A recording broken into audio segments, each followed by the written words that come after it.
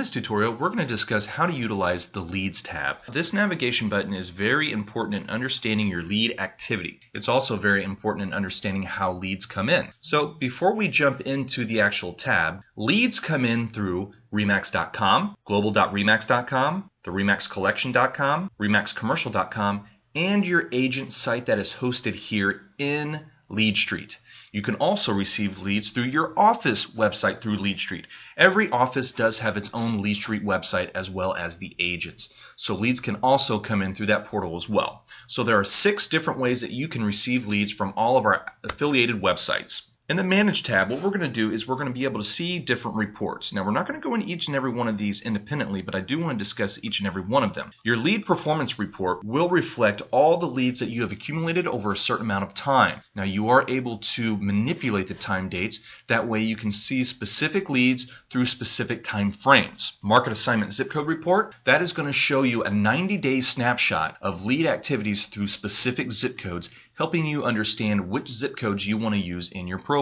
We are going to discuss that a little bit more thoroughly on the next tab in settings. Client status report is going to show you the status of any of your web clients that have any kind of activity on any of our affiliated sites that I had mentioned previously. Forms submitted, that's going to show you if any of your leads have submitted any forms. Now, forms are specific lead generators that leads can fill out if they want to be contacted directly regarding either a certain property or for specific information. Forwarded leads, if you happen to forward any leads to any other agents or an office, those forwarded leads will reflect in that report. Now, the most important part of this area is the leads pending review and acceptance. Now, what's going to happen is whenever you receive a lead, it's going to show in this review section. And that's when you have the choice to either accept or decline a lead. Now, you should never ever decline a lead. If a lead comes in from out of your market area, accept that lead and then farm that lead out to another agent or refer that lead to an agent in that market area. You could actually get a referral fee if you do this.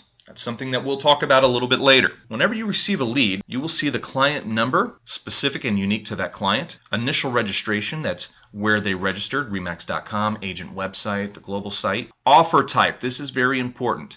Offer type can either be an original lead or a re-offer. Now, in this region, we've seen a lot of leads come in that were re-offers. And a lot of times agents will go to accept that lead and it'll say another agent has received that lead already and they get upset. The reason there's a difference between an original and re-offer is one lead, when it first comes through, is an original lead and it's only sent to one agent at a time for a maximum of 2 hours. And if that agent does not accept that lead within that 2-hour time, it is kicked back out to that agent and 3 other agents simultaneously that have the same zip code as the listing in their LeadStreet profile. And whoever clicks on the lead in the reoffer status first wins the lead. So if you go to accept a lead and it says another agent has already accepted that lead, it means that it was in reoffer status and somebody got to it even a split second before you. That is the difference between an original lead and a reoffer. Offer date, the date that the lead was generated. LV, listings viewed,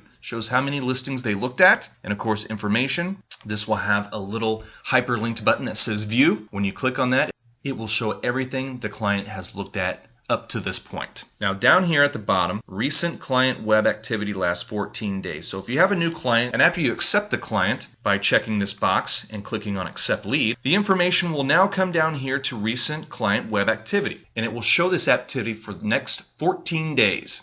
It's also going to show any other web clients that you have that have been active over the last 2 weeks, and it will show that information. And it will show it up to 100 unique clients for up to 14 days. So if you have a lot of active clients, all that information will be reflected in the recent client web activity. Now, the difference between a web client and a non-web client is a web client came in through one of our affiliated sites that I mentioned previously. Now, a non-web client is somebody that you may have entered manually that already has an existing account with a Remax agent. Okay, one email address, which is the unique identifier to create a lead, can only be hosted as a web client to one Remax agent at a time. Now, you can still keep that non-web client in your database, but you will not be able to see what that client is looking at online, but you will be able to contact them. Now, here in the settings tab, we're going to talk a little bit more about the leads. Now, I know I discussed this pretty thoroughly in the previous section, but what I want to do is make sure that everybody understands the reoffer. When a lead comes in, that lead is an original lead, and depending on what they were clicking on, if they clicked on a RE/MAX listing, it's going to go to that RE/MAX listing agent. They will receive that lead. Now, if it comes to your LeadStreet agent website, it doesn't matter what they were looking at. It doesn't matter who's listing or which company that was holding that listing. It would come directly to the agent whose agent website the client had created a lead. Now, if a client goes on to RE/MAX.com, for example, and they look at a Keller Williams listing, then that lead is sent to an agent who has the same zip code in their profile as that listing. And they would be randomly selected as well. Of course, the way the algorithm breaks down is they first select all agents with that same zip code, and then they randomly select between all of those agents who's going to receive that lead. They will receive that lead for 2 hours. A 2-hour window to accept that lead, or it then goes into the reoffer status, where again it's sent to them and 3 other agents simultaneously. Now, during the hours of 9 a.m. and 6 p.m. Pacific time, that is when the reoffer status is alive. So if a lead comes in at 6:30 in the evening, then obviously, if it's an original lead, you have until 11 a.m. the next morning before it comes a reoffer. Now, same thing if you happen to receive a lead at 1 o'clock in the morning. If it's an original lead, you have until 11 a.m. that morning. You have until 11 a.m. that morning to accept that lead. Now, if these leads are reoffers and they're coming in outside of business hours, they're open to any of the one of the 4 agents who received that lead. So if somebody's up at midnight and they get a reoffer lead and they get it before all the other 3 agents, then they win that lead. But it's different if it's an original lead. That's when you have that 2-hour buffer time to accept that lead. Lead assignment market areas. These are the zip codes that help attract leads. The 3 ways that you receive leads are through your listings, your zip codes, and your website.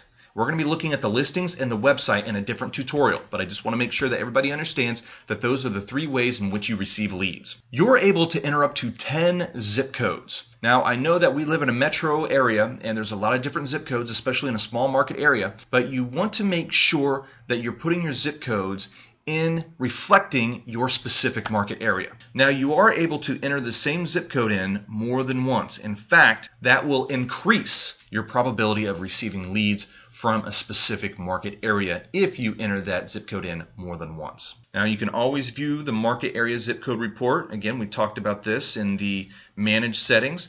It's a report that populates and updates every day and dates back 90 days, showing you the activity in terms of leads and how many agents have that same zip code in their profile, giving you an idea of which zip codes you would want to use. Lead forwarding. Now, this is default to off.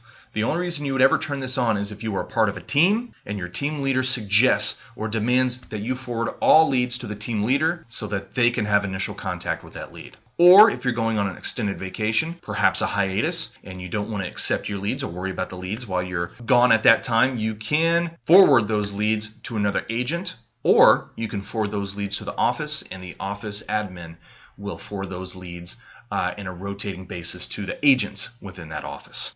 Now, once we're in the acceptance tab, this is where we're going to be able to have our leads not only sent to us via email, but also via text. We realize that not everybody's in front of their computer every time they get a lead. And since we have such a narrow amount of time to accept, we have found a way to be able to send those leads directly to your mobile device so you can accept that lead through a text message. So what you want to do is put in your 10-digit cell phone number. You don't need to put in the 1, and yes, you do have to put in the area code, and then the domain of your carrier. Now, if you're not sure which domain belongs to your carrier, over here in the right-hand side of the page where it says Email Format List, there is a button that says click here, showing you all the different carrier service providers and their domain. That way what happens is whenever Reliance sends a lead out to an agent, they send that lead out in the form of an email. And in order for you to receive it as a text message, Reliance also sends that email to your carrier, and then your carrier pushes that email to you in the form of a text. Now you're still going to get an email as well because they're covering both bases, but whenever you get your text message, just reply to that text message to accept that lead. Now after you enter the information in this field,